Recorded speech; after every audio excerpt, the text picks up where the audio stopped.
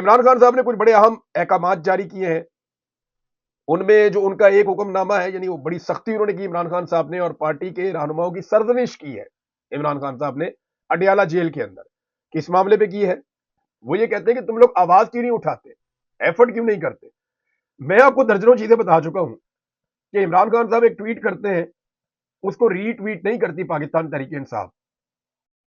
اب امتحان تو آج ہوگا نا، جب عمران خان صاحب لیٹر لکھیں گے آرمی چیف کو تیسرا، تو دیکھنا یہ ہے کہ پاکستان تحریک انصاف کے وہ کون سے اہم رہنما ہیں جنہوں نے اس لیٹر کو ٹویٹ کیا، ری ٹویٹ کیا، اور وہ کون سے ہیں جنہوں نے نہیں کیا. چلے آج ایک لسٹ بنائیں گے، اور ہم جو پاکستان تحریک انصاف کے اراکین اسمبلی ہیں، قومی اسمبلی کے ممبر، ان میں جو اہم ترین لوگ ہیں، جو سامنے بھی آتے ہیں، میڈیا ٹاک شوز میں آتے ہیں، اور پاکستان کی بیانیے کے لیے وہ ذمہ دار ہیں، ہم دیکھتے ہیں اور آپ کو بتاتے ہیں اگلے ویلاگ میں کہ کس کس نے عمران خان صاحب کے ٹویٹ کو ابھی تک ری ٹویٹ نہیں کیا یا ان کے بیانیے کا بوجھ نہیں اٹھایا.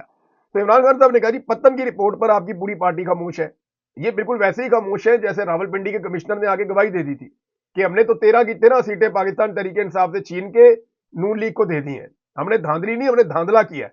50 70 ہزار کی لیڈ سے پاکستان تحریک انصاف کے امیدوار جیتے ہوئے تھے، اور ہم نے ان سے چھین کر سیٹیں، قاضی فائد عیسیٰ کا انہوں نے نام لیا اور انہوں نے الیکشن کمیشن کا نام لیا. انہوں نے کہا جی ہم نے مل کے 2 نمبری کی ہے، اور ہم نے سارا کا سارا الیکشن چوری کر کے دوسری جماعت کو دے دیا. ہم نے ملک کے ساتھ، عوام کے ساتھ زیادتی کی. اس کے اوپر بھی کوئی نہیں بولا تھا. تو پتن کی رپورٹ کے اوپر پوری پارٹی خاموش ہے. عمران خان صاحب نے اس کے اوپر بڑا مائنڈ کیا. پھر پنجاب میں کوئی اپوزیشن نظر نہیں آ رہی. ساتھ ہی عمران خان صاحب نے یہ بھی کہا، ابھی فوری طور پہ احمد خان بچڑ صاحب کا جو ہے وہ ایک سٹیٹمنٹ بھی آیا، اور اس کو جو ہے وہ پبلک بھی کیا گیا سوشل میڈیا اکاؤنٹ سے پاکستان تحریک انصاف کے. لہذا عمران خان صاحب جو ہے وہ غصہ کر رہے ہیں ان چیزوں پہ. کسانوں کے لیے کوئی بات نہیں کر رہا. دیکھیں پاکستان کی ایک بڑی تعداد کسانوں کی ہے، جتنے دیہی علاقے میں ووٹ ہے وہ سارے کسانوں کے ہیں. کسانوں کی انہوں نے کمر توڑ دی ہے، ان کے اوپر ایکسٹرا ٹیکسز لگا دیے ہیں. کسانوں کی ان کی پالیسی اتنی غلط ہے زراعت کی کہ اس کی وجہ سے کسان پیسہ ہی نہیں کما پایا. گنے کا کسان ہے وہ بری طرح رول گیا ہے. چاول کا کسان ہے اس نے بمشکل گزارا کیا ہے. اور جو گندم کا کسان ہے اس کا تو بیڑا غرق انہوں نے کر کے رکھ دیا ہے. گندم والا جو کسان ہے، ابھی تو گندم کی جو پیداوار ہوئی ہے، جو کاشت ہوئی ہے، جو پیداوار آنی ہے، وہ بھی کم آ رہی ہے. انہیں پھر گندم امپورٹ کرنی پڑ جائے گی، اور پھر پاکستان کی قوم کا پیسہ ضائع ہوگا، اور پاکستان کے کسان کا نقصان ہوگا. یہ باہر سے پیسہ دے کے گندم منگوا لیں گے، لیکن اپنے کسان سے گندم نہیں خریدتے. ایسے ظالم لوگ ہیں یہ. اور جو مریم نواز نے دھوکہ دیا کسانوں کو، قیمت مقرر کی اور بعد میں گندم خریدی نہیں، یہ ایک بہت بڑی زیادتی تھی، اور کسان بہت بری طرح پس گئے. تو عمران خان صاحب نے پارٹی رہنماؤں سے سوال پوچھا کہ بھئی تم لوگ کیوں نہیں آواز اٹھاتے؟ پتن کا معاملہ، اس کے اوپر 26 نومبر پہ یہ آواز نہیں اٹھا سکے. میں نے پچھلے ویلاگ میں بتایا، مجھے کنفرم کیا مزید اوورسیز پاکستانیوں نے میسیجز کیے. انہوں نے کہا جی ہم اس مقدمے کو، اس کیس کو عالمی سطح پہ اٹھانا چاہتے ہیں. ہم نے بڑا زور لگایا، وہ اپنی جیب سے پیسے خرچ کر رہے ہیں، اپنی جیب سے ہم ٹریول کر رہے ہیں، ایفرٹ کر رہے ہیں، دنیا بھر کے لوگوں کو جا کر مل رہے ہیں. انہیں ہم بتانا چاہتے ہیں کہ اسلام آباد میں قتل عام کیسے ہوا. تو ہم اس کے اوپر آواز اٹھا رہے ہیں پوری دنیا میں انسانی حقوق کا معاملہ لے کر کے. اور خیبر پختونخوا کی حکومت ہمیں ڈیٹا ہی نہیں دے رہی، نہ زخمیوں کا ڈیٹا دے رہی ہے، تفصیلات دے رہی ہے، نہ لاپتہ افراد کا ڈیٹا اور ان کی تفصیلات دے رہی ہے. تو یہ ان کے گلے شکوے ہیں. عمران خان صاحب کی بات ٹھیک ہے کہ پارٹی اس طرح زور نہیں لگاتی جس طرح عمران خان صاحب کی پارٹی کو زور لگانا چاہیے. اب یہی شکوہ جو ہے وہ آئی ایس ایف کے نوجوان بھی کرنا شروع ہو گئے ہیں، انصاف اسٹوڈنٹ فیڈریشن کے. اور وہ جہاں پہ کھڑے ہوتے ہیں وہ یہی بات کرتے ہیں، یعنی ہم سے بات کرتے ہیں تو یہ بات کرتے ہیں، میڈیا سے بات کرتے ہیں یہ بات کرتے ہیں، باقی کسی جگہ پہ بھی انہیں تقریر کرنے کا موقع ملتا ہے وہ یہی بات کرتے ہیں. اب وہ یہ گلہ کر رہے ہیں کہ ہم نے جو ووٹ ڈالے تھے یا ڈلوائے تھے، یہ M P A M N A بننے کے لیے نہیں ہم نے ڈالے اور ڈلوائے تھے ووٹ کہ آپ ایم پی اے اور ایم این اے بن کے خاموشی سے بیٹھ جائیں. ہم نے آپ لوگوں کو ووٹ ڈالے تھے یا لوگوں کے ووٹ ڈلوائے تھے کہ آپ عمران خان کو رہائی دلوائیں گے.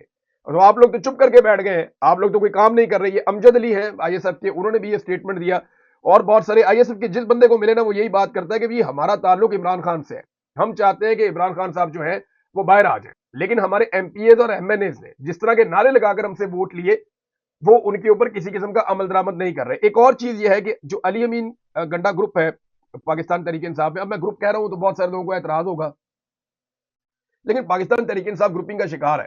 یہ میرے سے زیادہ شاید بہت کم لوگ جانتے ہوں گے، کیونکہ یہ سارے لوگ کچھ نہ کچھ خبریں دیتے رہتے ہیں تو اس میں سے انفارمیشن نکلتی رہتی ہے. تو میرا یہ ماننا ہے کہ عمران خان صاحب کیونکہ ایک بڑے کاز کے لیے اس وقت لڑائی لڑ رہے ہیں، تو میں نے بہت ساری چیزیں ماضی میں آپ تک نہیں پہنچائی. حتیٰ کہ یہ لوگ بیٹھ کے ایک دوسرے کی کیسے برائیاں کرتے ہیں اور ایک دوسرے کے کیسے کیڑے نکالتے ہیں، یہ سب الگ ہے کہانی ہے. وہ ہر پارٹی میں ہی چلتی ہے, پی ایم ایل این میں بھی ہے, پیپلز پارٹی میں بھی ہے, ہر پارٹی میں ہوتی ہے.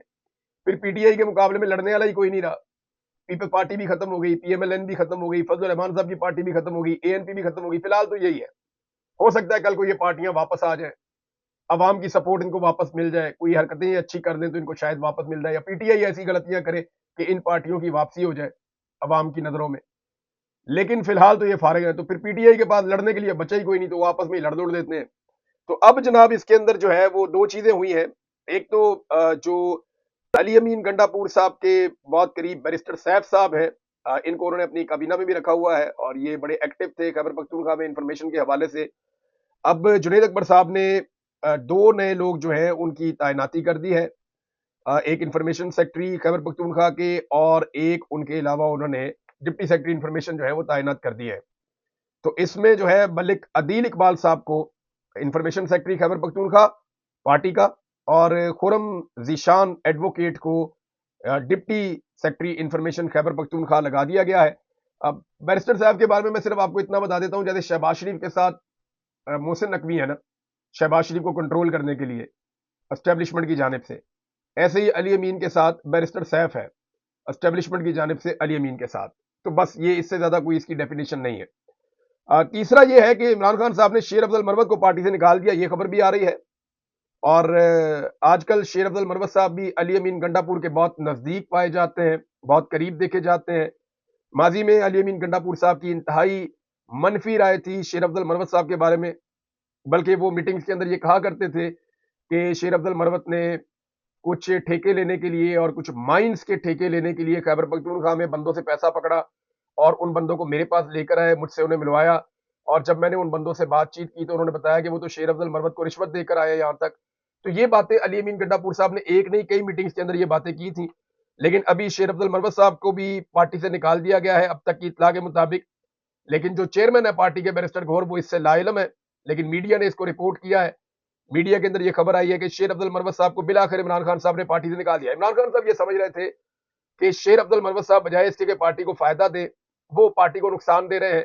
اور جو پچھلی میٹنگ ہوئی تھی شیر افضل مروت صاحب کے بارے میں, اس میں عمران خان صاحب نے کہا تھا پاکستان تحریک انصاف کے لوگوں کو کہ شیر افضل مروت صاحب کو فوری طور پہ پارٹی سے نکال دیا جائے.